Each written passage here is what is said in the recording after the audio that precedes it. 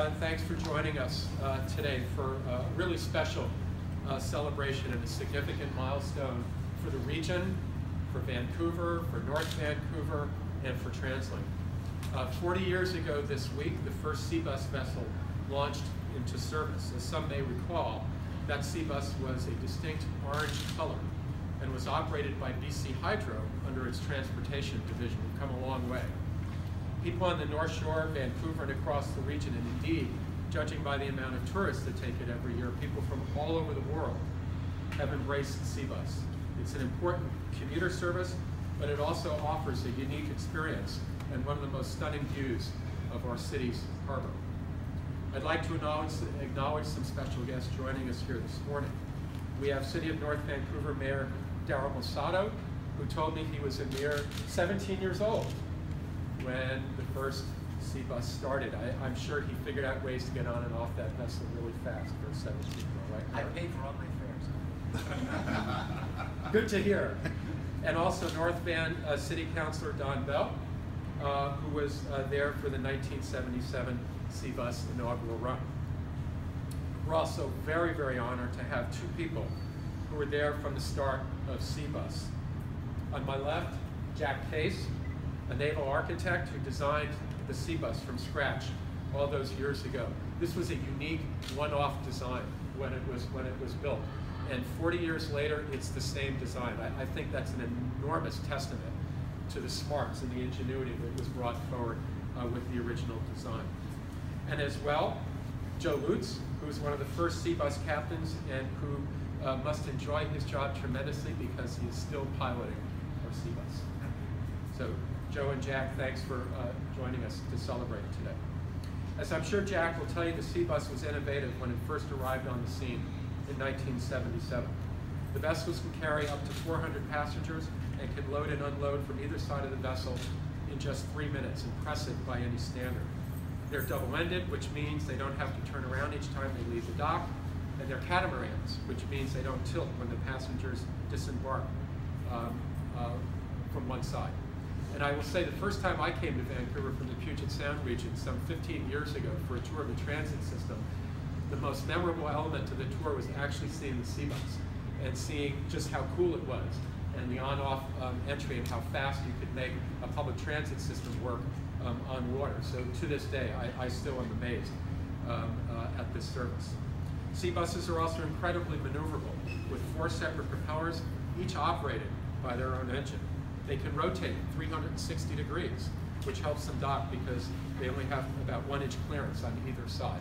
So if you've seen the docking operation, again, the skill of our pilots, but also the ingenuity of the design itself. SeaBus has always been a vital link across the Burrard Inlet, starting with the first 2 vessels, the Burrard Beaver and the Burrard Otter. The vessel behind us is the same Burrard Beaver that went into service in June of 1977, albeit with a few tune-ups and a new paint job. Its partner, the Otter, was retired from service just last year. Now, ridership on SeaBus is growing, joining a trend we've been seeing right across our transit system here in our region. So far this year, ridership for all transit is up over 5%. The SeaBus itself is seeing a similar, about a 4.6% ridership increase so far this year. On an average weekday last month, there were some 17,000 boardings on the SeaBus and about 2.2 million boardings in the month of May. The growing ridership is great news on the SeaBus and our system, but it's important that we meet that growing demand and also that we make transit service as convenient as possible for our customers. To that end, on May 19th, just a few weeks ago, TransLink continued to roll out our Phase 1 Transit Improvement Program, the Mayor's 10-year vision, when we increased SeaBus service to 15 minutes all day until 9 p.m. That's a great thing. 15 minutes or better means less waiting time, more convenience, and more room on the SeaBus, and I'm sure is helping to fuel some of that ridership growth.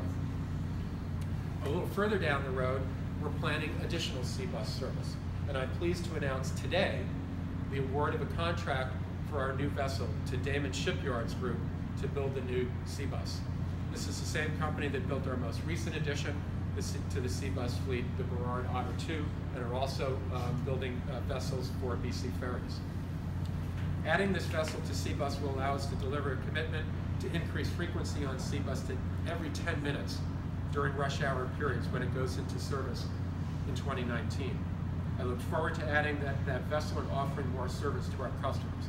And speaking of more service to our customers, today we reopened our washrooms here at the terminal. They've been out of service for a number of months as part of the rehabilitation project here. So for our customers who have been waiting patiently for the reopening of the washrooms, I'm glad that we can open them today as well. You could always take a tour of the restrooms after the vessel if you're really interested.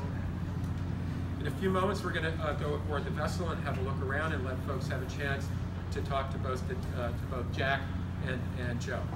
But first, I'd like to ask Joe, Jack, Mayor Masato, Councilor Bell, and the president of our CNBC Coast Bus Company that operates the SeaBus, Hayden Atchison. Where's Hayden?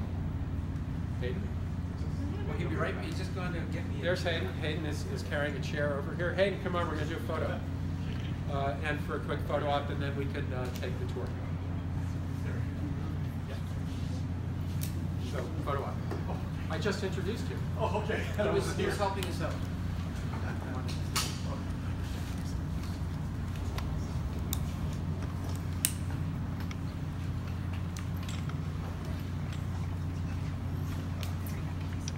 Happy birthday, SeaBus. Yeah. Yeah. Happy birthday.